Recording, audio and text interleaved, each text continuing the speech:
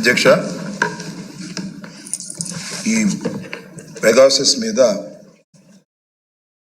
Short discussion allow చేసినందుకు, దానిలో మాట్లాడే అవకాశం నాకు కల్పించినందుకు ముందుగా నా హృదయపూర్వక ధన్యవాదాలు అధ్యక్ష. ఈ పెగాసస్ గురించి చర్చించాలనుకుంటున్నాను. ఇది సడన్గా మన శాసనసభ సమావేశాలు ప్రారంభమైన తర్వాత మన రాష్ట్రానికి సంబంధించినటువంటి ఒక ఇంపార్టెంట్, అంతకు ముందు కూడా చాలా అనుమానాలు ఉన్నాయి. అంతకు ముందు కూడా అనేక సందర్భాలలో దీన్ని ప్రస్తావన చేయటం కూడా జరిగింది. ఫోన్ ట్యాపింగ్ గురించి ప్రధానంగా ఈ పెగాసస్ని ముందుకు తీసుకొచ్చింది ఇవాళ మన చర్చకు ప్రధానమైన కారణం ఏమిటంటే, ఇది ప్రజలకు కూడా తెలియాలి అధ్యక్ష. మన senior most leader in India, west Bengal chief మినిస్టర్గా పనిచేస్తున్నవారు, పార్లమెంట్ సభ్యులుగా ఇంతకుముందు పనిచేశారు, senior most popular lady chief minister. ఆమె మొన్న ఒక సందర్భంలో చంద్రబాబు నాయుడు గారు ఈ పెగాసస్కి సంబంధించినటువంటి సాఫ్ట్వేర్ని, స్పైవేర్ని కొని ఉపయోగించారు అనేటువంటి మాట మాట్లాడారు. ఇది ఎక్కడ మాట్లాడారు? ఏదన్నా ప్రైవేట్ డిస్కషన్లోనో లేకపోతే బహిరంగ సభలోనో కాదు అధ్యక్ష. ఇది వెస్ట్ బెంగాల్ శాసనసభలో వారు on record, floor of the house లో వారు మాట్లాడారు, రికార్డు కూడా అయింది. దాని తర్వాత ఇది దేశవ్యాప్తంగా అన్ని పత్రికలు ప్రముఖంగా వేశాయి. మన రాష్ట్రంలో కూడా చివరికి వారి పత్రికలు కూడా శాసనసభలో అనలేదు, కానీ ఎక్కడో చిన్న మాట రాసేటటువంటి ప్రయత్నం చేయాలి. ఎందుకంటే it's a fact. Mamata Banerjee గారు లాంటి సీనియర్ మోస్ట్ చీఫ్ మినిస్టర్ శాసనసభలో అన్న తర్వాత నోబడీ కెన్ అవాయిడ్. ఇది ఒక ముఖ్యమంత్రి మీద, మాజీ ముఖ్యమంత్రి మీద మాట్లాడారు. ఆ తర్వాత అధ్యక్ష, నాకు చాలా ఆశ్చర్యం వేసింది. ఇక్కడ అపోజిషన్గా ఉన్నటువంటి చంద్రబాబు నాయుడు గారిని ఆ విధంగా మాట్లాడితే, ఇక్కడ ఈ రాష్ట్రంలో ఉన్నటువంటి ఏ పొలిటికల్ పార్టీ ఇంక్లూడింగ్ వైసీపీ కూడా ఎవరు మాట్లాడలేదు సాయంత్రం దాకా. ఈ లోపల అధ్యక్ష, వారికి సంబంధించినటువంటి మాజీ ఐటీ మినిస్టర్ కానివ్వండి, వారి మంత్రివర్గంలో పనిచేసిన వారు కానివ్వండి, లేదా వారి పార్టీకి సంబంధించినటువంటి నాయకులు కానివ్వండి, ఎమ్మెల్యేలు కానివ్వండి, ఒకరి మీద ఒకరు ముందుకు వచ్చేసి ప్రెస్ మీట్లు పెట్టేసి ఈ పెగాసస్కు మాకు సంబంధం లేదు, మేము కొనలేదు అని ఏవేవో చాలా స్టేట్మెంట్స్ ఇచ్చారు. అవి చూసిన తర్వాత ఎవరికైనా అర్థమైంది ఏంటంటే, గుమ్మడికాయలు దొంగ ఎవరంటే భుజాలు దణుకునే కార్యక్రమం వీళ్ళు చేస్తున్నారు. ఏదో సంథింగ్ ఈజ్ దేర్. ఇంతకుముందు అపోజిషన్లో ఉన్నప్పుడు వైసీపీ అనేక ఆరోపణలు చేసిన ఆ రోజున మనం నమ్మలేదు. కానీ ఇవాళ మమతా బెనర్జీ గారు లాంటి సీనియర్ మోస్ట్ పొలిటీషియన్ ఒక ఆరోపణ చేసింది. దీన్ని వీళ్ళు గుమ్మడికాయలు దొంగ ఎవరంటే భుజాలు తడుపుకునేటువంటి కార్యక్రమంలో ఒకరి తర్వాత ఒకరు ప్రెస్ మీట్లు పెట్టే కార్యక్రమం చేస్తున్నారు. కాబట్టి దీనిలో ఏదో వాస్తవం ఉన్నది అనేటువంటి అభిప్రాయం ప్రజల్లో కలుగుతున్నటువంటి సందర్భం అధ్యక్ష. ఇది ఎందుకు ఉపయోగించారు, ఏమిటి చరిస్తే అధ్యక్ష, చాలా బాధాకరమైనటువంటి అంశం. ఇప్పుడు ఈ స్పైవేర్లు లేదా ఇంటెలిజెన్స్ డిపార్ట్మెంట్ కానివ్వండి, ఇప్పటికి కూడా ఫోన్ ట్యాపింగ్స్ అక్కడక్కడ జరుగుతూ ఉంటాయి. ఎప్పుడు జరుగుతూ ఉంటాయి, ఎందుకు జరుగుతూ ఉంటాయి? క్రిమినల్స్ని పట్టుకోవడం కోసమో, సంఘ విద్రోహుల్ని పట్టుకొని వారిని శిక్షించేందుకో, ఎవిడెన్స్ కోసమో జరుగుతాయి. కానీ అధ్యక్ష, ఇక్కడ బాధాకరమైనటువంటి అంశం ఏమిటంటే, ఈ పెగాసస్ అనే స్పైవేరు ఒక్క రెండు మాటలు దాని గురించి చెప్పాలి అధ్యక్ష. ఇది ఇజ్రాయెల్కి సంబంధించినటువంటి కంపెనీ తయారు చేసినటువంటిది.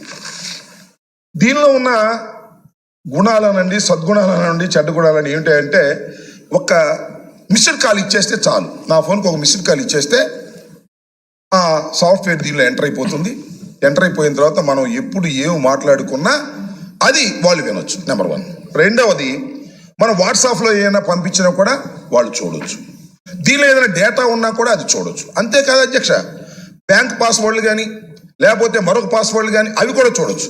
కెమెరా ఫుల్గా ఆన్ అయి ఉంటుంది. ఎప్పుడు మనం ఎక్కడ ఉన్నామో, ఏం జరుగుతుందో ఏమిటో కెమెరాలో కూడా చూడవచ్చు.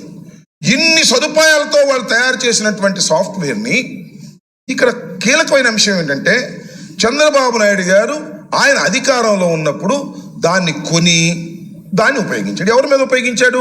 ఇక్కడ బాధాకరమైన అంశం ఏంటంటే, ప్రత్యర్థి రాజకీయ పక్షాల మీద ఉపయోగించాడు. ఒక వైసీపీ మీదే ఉపయోగించాడా? లేదు అధ్యక్ష, భారతీయ జనతా పార్టీ మీద కూడా ఉపయోగించాడు. వాళ్ళు ప్రత్యర్థులు కాదు, సహచరులే.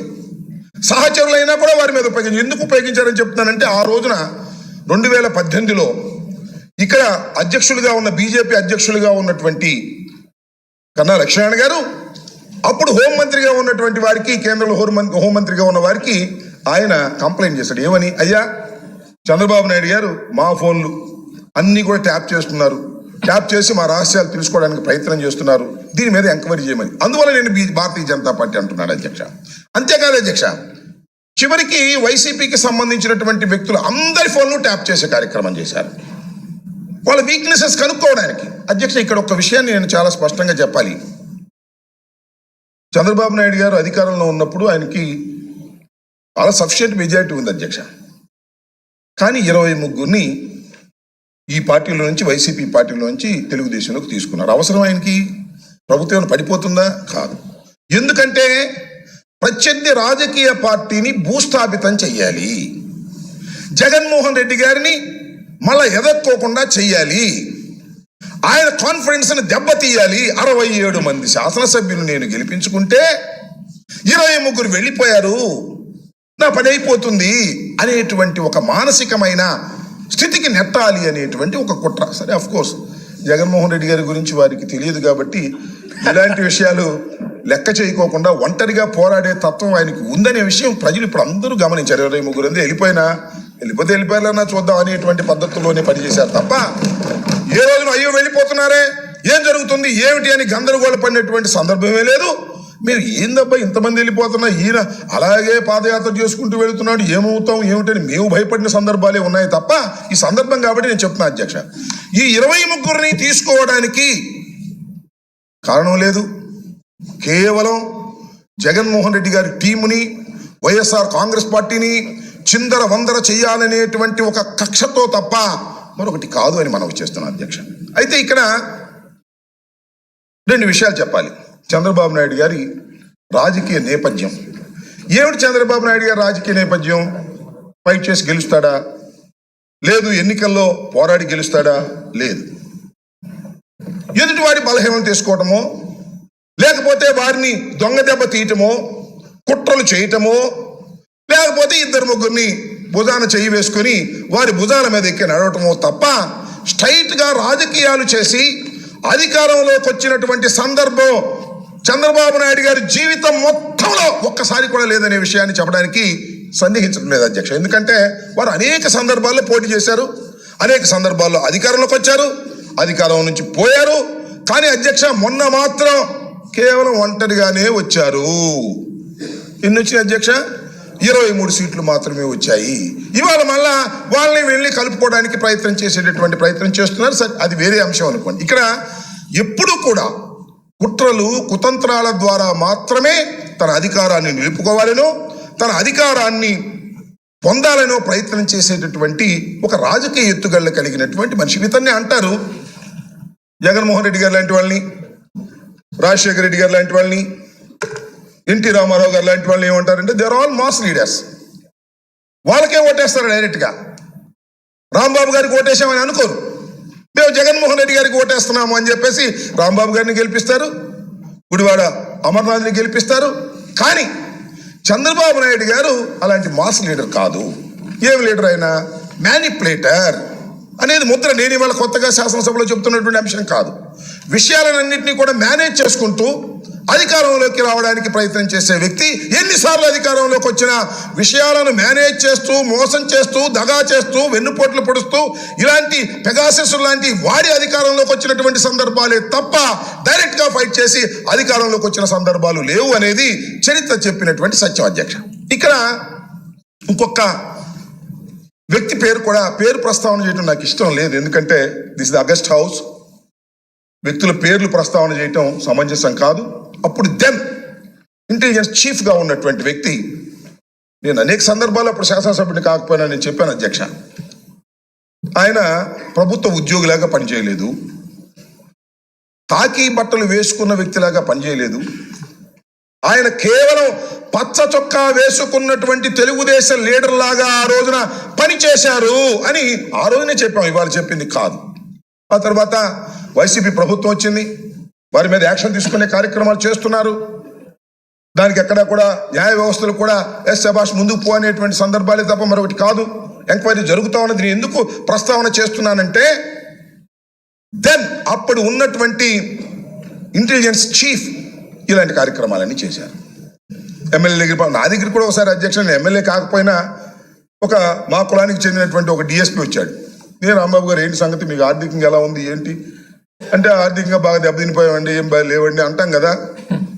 అంటే ఆర్థికంగా సహాయం చేయడానికి మేము ఉన్నాం అనే పద్ధతిలో మాట్లాడితే, మీరు ఎవరిని పంపించారో, మీకు ఎవరు ఆదేశించి పంపించారో మాకు తెలుసు, కాబట్టి అలాంటి ప్రయత్నాలు ఏం చేయకండి, మిమ్మల్ని ఆ ఇంటెలిజెన్స్ చీఫ్ పంపించుంటాడు. లేదు సార్ ఊరిని మనోళ్ళని వచ్చామండి.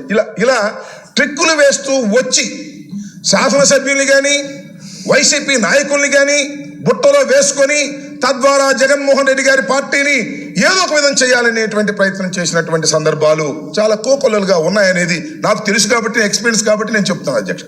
ఈ విధంగా ఒక రాజకీయ పార్టీని దెబ్బతీసే కార్యక్రమం చేస్తున్నారు. ఇవాళ చాలా మంది వాళ్ళు కూడా అంటున్నారు, నేను ఇవాళ ఇంత ప్రాధాన్యత ఎందుకంటే, ఇది వైసీపీనో లేదా రాష్ట్రంలో ఉన్నటువంటి నాయకులు ఈ పెగాసిస్ని చంద్రబాబు నాయుడు గారు కొన్నారు అంటే పెద్ద ఆశ్చర్యం లేదు. లేదా రాజకీయ ప్రత్యర్థులు కాబట్టి అన్నారని పక్కన నెట్టేయచ్చు. మమతా బెనర్జీ గారు అన్నారు, ఎవరిమి ఏమన్నా మాకేమన్నా ఫ్రంట్లో ఉందా? చంద్రబాబు నాయుడు గారికి ఏమన్నా శత్రువా, రాజకీయ శత్రువా? కాదే. ఒక విధంగా చెప్పాలంటే అటు ఇటు వెతికి చూస్తే చంద్రబాబు నాయుడు గారికి రాజకీయ మిత్రులుగానే ఉండేటువంటి అవకాశం ఉంది. ఎందుకంటే కేంద్రంలో ఉన్నటువంటి భారతీయ జనతా పార్టీకి వ్యతిరేకంగా పోరాడినటువంటి కూటమిలో చంద్రబాబు నాయుడు గారు ఉన్నారు, మమతా బెనర్జీ గారు ఉన్నారు. మరి ఆమె వీరి మీద చేయవలసినటువంటి అవసరం ఏమిటి? ఫ్యాక్ట్ లేకోకుండా, వాస్తవం లేకోకుండా. ఈ పెగాసిస్ అనే కంపెనీ వారితో సంప్రదించినప్పుడు వారు బహుశా చెప్పుంటారో లేకపోతే మరొకటో వారిని ఏమంటలా, మమతా బెనర్జీ గారిని అంటలా, అంతా మామూలు అనేటువంటి కార్యక్రమం. ఆయన ఐటీ మంత్రి గారు వచ్చారు, ఆయన ఎవరో నేను ప్రత్యేకంగా చెప్పేసి వాళ్ళ అబ్బాయి. ఆయన వచ్చి ఆ రోజున సహవాంగ్ గారు డీజీపీగా ఉన్నప్పుడు ఒక ఆర్టీ యాక్ట్ కింద ఒక అప్లికేషన్ పెట్టారు. ఇది ముందుగానే ప్లాన్ గానే, ఏమండి ప్రభుత్వం ఆ రోజు ప్రభుత్వం ఏమన్నా ఇలాంటివి కొన్నదంటే, ఇలాంటివి ఏమీ కొనలేదు అన్న. ఇలాంటివి కొంటారండి ప్రభుత్వాలు? చంద్రబాబు నాయుడు గారు ఇలాంటివి కొనిపిస్తాడా ప్రభుత్వం సొమ్ముతో? మీ దగ్గర ఎన్ని కోట్లు ఉన్నాయి, ఎన్ని లక్షలు ఉన్నాయి, ఎన్ని లక్షల కోట్లు ఉన్నాయి, ఎంతమంది ఎమ్మెల్యేలకు ఎన్ని డబ్బులు ఇచ్చి కొన్నారు, ఇవన్నీ నిరూపణ అయ్యాయా? కాదే. కానీ ఇది 25 కోట్లు 30 కోట్లు కొని తన సొంత మనుషులుగా ఉన్నటువంటి వారు, నీర్ అండ్ డియర్ ఆఫీసరే కానీ నీర్ అండ్ డియర్గా ఉన్నటువంటి దెన్ అప్పుడు ఉన్నటువంటి పోలీస్ ఆఫీసర్లను ఉపయోగించుకొని ఈ పెగాసిస్ను వాడి, ఎంత దారుణం అండి.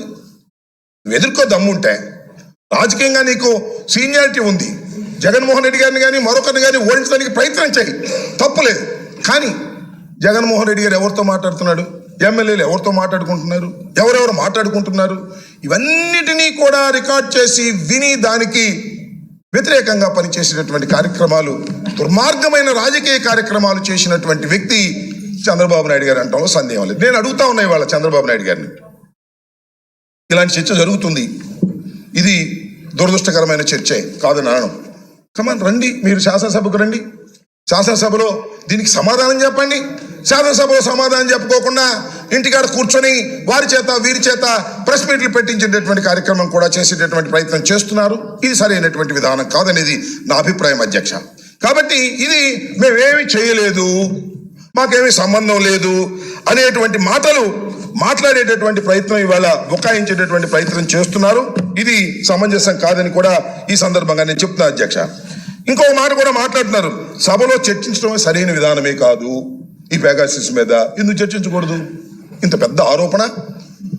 ఒక రాష్ట్రానికి ముఖ్యమంత్రిగా ఉన్నటువంటి మమతా బెనర్జీ గారు ఆరోపణ చేసిన తర్వాత ఈ శాసనసభలో దీని మీద చర్చ జరగవలసినటువంటి అవసరం 100% ఉంది. చర్చే కాదు, అవసరమైతే సూటబుల్ ఎంక్వైరీ చేసి వాస్తవాలను బయటకు తీసుకురావాల్సినటువంటి బాధ్యత ఇప్పుడున్న ప్రభుత్వానికి ఉన్నది అనేది నా అభిప్రాయం అధ్యక్ష. దీనికోసమే అనేక సందర్భాల్లో మేము మాట్లాడుతూ వచ్చాం, ఇంతకు ముందు కూడా మాట్లాడుతూ రావడం జరిగింది. కాబట్టి అధ్యక్ష, వాస్తవాలను గమనించేందుకు ఈ ఎంక్వైరీ ఒకటి చేయాల్సినటువంటి అవసరం ఉంది ప్రభుత్వం. ఇవాళ ఇంత పెద్ద ఎత్తున మరి ప్రచారం జరుగుతూ ఉంది ఈ రాష్ట్రంలో, దేశంలో. చంద్రబాబు నాయుడు గారు ముఖ్యమంత్రిగా ఉన్న సమయంలో పెగాసిస్ అనే ఒకదాన్ని కొని దాని ద్వారా ప్రత్యర్థుల్ని దెబ్బతీయటం కోసం దాన్ని ఉపయోగించేటటువంటి కార్యక్రమం చేశారనే విషయాన్ని కూడా మరి అన్ని ఛానల్స్ కూడా చెప్తూ ఉన్నాయి. అన్ని ప్రాంతాల్లో కూడా ఇది ప్రచారం జరుగుతూ ఉంది. కాబట్టి దీని మీద ఎంక్వైరీ చేయవలసినటువంటి అవసరం ఉన్నది. అందువల్ల నేను ఈ ప్రభుత్వాన్ని కోరుతున్నాను అధ్యక్ష, మీరు ఈ శాసనసభ ద్వారా కోరుతున్నాను అధ్యక్ష, తక్షణమే దాని మీద ఒక ఎంక్వైరీ వేసి వాస్తవాలను ప్రజలకు చెప్పవలసినటువంటి బాధ్యత ఉంది. వాళ్ళు నేరాలు చేస్తే ఆ నేరాలని బట్టబయలు చేయవలసినటువంటి అవసరం కూడా ఉందని ఈ సందర్భంగా నేను చెప్తున్నా అధ్యక్ష. మరి ఇంకొక విషయం కూడా నేను ఆ నోట విన్నాను, ఎంతవరకు వాస్తవమో నాకు తెలియదు. కానీ అప్పటి ఇంటెలిజెన్స్ చీఫ్, బహుశా ఆయన సస్పెన్షన్లో ఉన్నాడు, ఏదో యాక్షన్లో ఉన్నట్టున్నాడు, ప్రభుత్వం యాక్షన్ తీసుకుంటా ఉన్నది. ఆయన కూడా న్యాయస్థానాలకు వెళ్ళారు, న్యాయస్థానాల్లో కూడా అనుకున్నంత రిలీఫ్ రాలేదు. ఇవాళ ఏదో ఆయన ప్రెస్ మీట్ పెట్టబోతున్నాడు, దానిలో ఏదో మాట్లాడబోతున్నాడు అనేటువంటి మాట నేను విన్నాను. అది ఎంతవరకు నిజమో నాకు తెలియదు. కానీ నేను ఇక్కడ ఈ సందర్భంలో చెప్పదలుచుకున్నది ఏమిటంటే అధ్యక్ష, ఆ ఇంటెలిజెన్స్ చీఫ్గా పనిచేసినటువంటి వ్యక్తి ఇప్పటికీ కూడా ప్రభుత్వ ఉద్యోగే. ఆయన ప్రెస్ మీట్ పెట్టాలన్నా ఏదైనా మాట్లాడాలన్నా ప్రభుత్వం యొక్క పర్మిషన్ తీసుకుని మాత్రమే చెయ్యాలి. అలా చేయకపోతే ఇది చాలా దారుణమైన అంశం. ఎందుకంటే చంద్రబాబు గారి కోసం ఎక్కడైనా దూకటానికి, ఏ పనైనా చేయటానికి వాళ్ళు ఉన్నారు. అలాంటి గ్యాంగ్ అది. అలాంటి గ్యాంగ్ ఇవాళ ఏదో ప్రయత్నం చేస్తున్నది అనేటువంటి మాట ఇవాళ అక్కడ ప్రెస్ మీట్లు పెట్టడం ఎందుకు? చంద్రబాబు నాయుడు గారే రావచ్చు, ఇక్కడ మాట్లాడవచ్చు. మాట్లాడి తన మీద వచ్చినటువంటి మమతా బెనర్జీ గారు శాసనసభలో వెస్ట్ బెంగాల్ శాసనసభలో చేసినటువంటి ఆరోపణను కానివ్వండి, లేదా ఒక వాస్తవాన్ని కానివ్వండి, ఎదుర్కోవడానికి శాసనసభకు వచ్చి శాసనసభలో మాట్లాడవలసినటువంటి చంద్రబాబు నాయుడు గారు శాసనసభ వదిలి పారిపోయాడు. ఆయన పారిపోయాడు. నేను శాసనసభకు రావడం లేదు కాబట్టి ఎవరు వచ్చినా సభ జరగకోకుండా ఉండాలి, లేదా మీరు సస్పెండ్ వెళ్ళిపోవాలి. అయ్యా అధ్యక్ష, నేను చూస్తున్నాను వచ్చిన దగ్గర నుంచి, శాసనసభ సమావేశాలు ప్రారంభమైన దగ్గర నుంచి కొంతమంది సస్పెండ్ అయ్యారు. సస్పెండ్ కాని వాళ్ళు ఏం చేస్తారు? వచ్చి చర్చలో పాల్గొంటారా? దురదృష్టం, చర్చలో పాల్గొరు. వాళ్ళు వేసిన ప్రశ్నలే ఉన్నాయి. వాళ్ళు వేసిన ప్రశ్నలకు సమాధానం చెప్పేదన్నా అప్పుడన్నా చర్చలో పాల్గొంటారా? అప్పుడు పాల్గొరు. ఏం చేస్తుంటారు? ఇక్కడికి వస్తారు, ముందు 4 కేకలు వేస్తారు, అర్థం కాదు, మళ్ళీ అక్కడికి వస్తారు, అక్కడ కేకలు వేస్తారు, సస్పెండ్ చేయండి మేము వెళ్ళిపోతాం అనే పద్ధతుల్లో ఉదయం నుంచి సస్పెండ్ చేసేంత వరకు వ్యవహరిస్తారు. సస్పెండ్ చేసిన తర్వాత వెళ్ళిపోతారు. ఇదేమిటిది అంటే, నేను రాలేదు కాబట్టి శాసనసభకి మన వాళ్ళు ఎవరు వెళ్ళినట్టుగా వెళ్ళండి, కానీ చర్చలో పాల్గొకండి, గొడవ చేయండి, సస్పెండ్ చేయించుకోండి, తర్వాత వచ్చేయండి అనేటువంటి విధానంతో ఇవాళ చంద్రబాబు నాయుడు గారు అనైతికంగా, అప్రజాస్వామికంగా వ్యవహారం చేస్తూ ఉన్నారు. ఇది చాలా దుర్మార్గమైనటువంటి విషయం అని కూడా ఈ సందర్భంగా నేను చెప్పదలుచుకున్నాను అధ్యక్ష. అందువల్ల అధ్యక్ష, చంద్రబాబు నాయుడు గారు ఈ సాఫ్ట్వేర్ను ఉపయోగించి ఎవరెవరు ఫోన్ ట్యాప్ చేశారు, ఇది పెద్ద ఆశ్చర్యకరమైన విషయం. ఎవరిదైనా చేయగలడు. ఆయన మోడీ గారి మీద తిరుగుబాటు చేశాడు, ఆఖరిలో ముందు బాగానే ఉన్నాడు. అంటే మోడీ గారు రహస్యాలు తెలుసుకోవడానికి కేంద్రలో ఉన్నటువంటి ప్రభుత్వం పార్టీ వారి కూడా ట్యాప్ చేసి ఉండవచ్చును. పక్కనే ఉన్నాడు మన కేసీఆర్ గారు, ఆయనతో ఫైట్ చేశాడు ఈయన. నీకు సిబిఐ ఉంది, నాకు సిబిఐ ఉంది, నీకు ఏసీబీ ఉంది, నాకు ఏసీబీ ఉంది అనేటువంటి ఫైటింగ్ కూడా చేశాడు. మరి వాయిన్ ట్యాపులు చేశాడా ఏంటి నాకు అర్థం కానటువంటి. ఇది ప్రపంచానికి తెలియవలసినటువంటి అవసరం ఉంది అధ్యక్ష. ఎందుకంటే మీరు చూశారు, ఓటుకు నోటు కేసులో చంద్రబాబు నాయుడు గారిని చక్కగా పట్టుకున్న తర్వాత అది పారిపోయి వచ్చాడు. వచ్చిన తర్వాత కొన్నాళ్ళు వారు జరిగింది వీళ్ళిద్దరి మధ్యన. తర్వాత సర్దుకున్నాడు, ఎవరో కాంప్రమైజ్ చేశారు. కాంప్రమైజ్ చేసిన వాళ్ళు ఎవరో కూడా దేశానికి అందరికీ తెలుసు. ఈ కార్యక్రమంలో వారిని కూడా ట్యాప్ చేసే కార్యక్రమం, ప్రత్యర్థుల్ని, సహచరుల్ని, ప్రత్యర్థి రాజకీయ పక్షాలని అందరినీ కూడా ఈ పెగాసస్ అనేటువంటి ఒక సాఫ్ట్వేర్ను ఉపయోగించి ఇది అధికారంగా కొన్నారా? చాలా మంది తెలుగుదేశం అన్నారు, ఉంటే స్లిప్పులు ఉండాలి కదా, బిల్లు ఉండాలి కదా. అంత తెలివి తక్కువ బాబు కొడుకులు ఇద్దరు. వీళ్ళు సొంత డబ్బుతో కొంటారు, ప్రభుత్వంలో ఉన్నటువంటి అధికారుల చేత, ఆ ఇంటెలిజెన్స్ చీఫ్ లేకపోతే ఇంకోళ్ళు వాళ్ళకి బ్యాచ్ ఒకటి ఉంది, వాళ్ళ చేత ఉపయోగిస్తారు, రహస్యాలు తెలుసుకునే ప్రయత్నం చేస్తారు. నాకు చాలా చిత్రమైన అనిపించేది ఏమిటంటే అధ్యక్ష, నాకు అర్థం కాని విషయం ఏంటంటే అధ్యక్ష, ఇంత గందరగోళం జరుగుతూ ఉన్నా కూడా చంద్రబాబు నాయుడు గారు సభకు రారు. అది వేరే అంశం, ఆయన ఎందుకు రాలేదో ఏమిటో మీ అందరికీ తెలుసు. ఇంత గందరగోళంలో ఒక చిన్న మాట నేను చెప్తానుకున్నాను అధ్యక్ష. ఏంటంటే అది ఎవరో అసెంబ్లీ బయట ఒక చిన్న మాట అన్నారని నేనేదో అనకపోయినా నా మీద పడి బారుమని ఏడ్చాను. ఓకే, దట్ ఈస్ అందరికీ అర్థమైపోయింది. ముందేదో అంబటరామబేదో అని ఉంటాడు.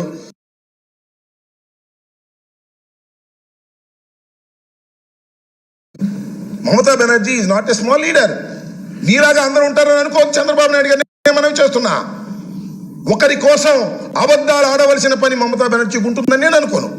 ఆమె సీనియర్ మోస్ట్ లీడర్, ఫైట్ చేసే అధికారంలోకి వచ్చినటువంటి వ్యక్తి. మీరు చూశారు ఎంత భయంకరంగా ఫైట్ చేసి వచ్చిందో భారతీయ జనతా పార్టీతో. ఆమె నీ మేనేజ్ చేశారనేటువంటి మాట మాట్లాడి నీచమైన ఆరోపణలు చేసేటటువంటి స్థాయికి చంద్రబాబు నాయుడు గారు దిగజారిపోయినటువంటి సందర్భం కూడా నేను ఈ సందర్భంగా చెప్పదలుచుకున్నాను అధ్యక్ష. కాబట్టి సరే, ఇంకా చెప్పుకోదలుచుకుంటే చాలా విషయాలు ఉన్నప్పటికీ కూడా అధ్యక్ష, ఈ పెగాసస్ విషయంలో ప్రత్యర్థి రాజకీయ పక్షాలను దెబ్బతీయటం కోసం చంద్రబాబు నాయుడు గారు ఉపయోగించాలనడంలో నాకైతే ఎలాంటి సందేహం లేదు. నాకు సందేహం లేకపోతే కాదు, ప్రపంచానికి కూడా ఇది తెలియవలసినటువంటి అవసరం ఉన్నది. చంద్రబాబు నాయుడు గారు కుట్రలు కుతంత్రాలు కూడా బయటకు రావాల్సిన అవసరం ఉన్నది. కాబట్టి ఇవి రావాలి అంటే ప్రభుత్వం వైపు నుంచి, శాసనసభ వైపు నుంచి కూడా ఒక ఎంక్వైరీ జరగవలసినటువంటి అవసరం ఉందని మేము స్ట్రాంగ్గా భావిస్తున్నాం. కాబట్టి ఐ రిక్వెస్ట్ ది గవర్నమెంట్, ఏదైనా ఒక ఎంక్వైరీ వేయండి, వాస్తవాలను బయటకు తీసుకొచ్చే కార్యక్రమం చేయమని సవినయంగా మీ ద్వారా ప్రభుత్వానికి, గౌరవ ముఖ్యమంత్రి గారికి మనవి చేస్తూ దీని మీద సమగ్రమైనటువంటి విచారణ జరిగి వాస్తవాలు బయటకు రావాలని కూడా నేను కోరుకుంటూ మీ దగ్గర సెలవు తీసుకున్నాను అధ్యక్ష. గుడివాడ అమర్నాథ్ గారు.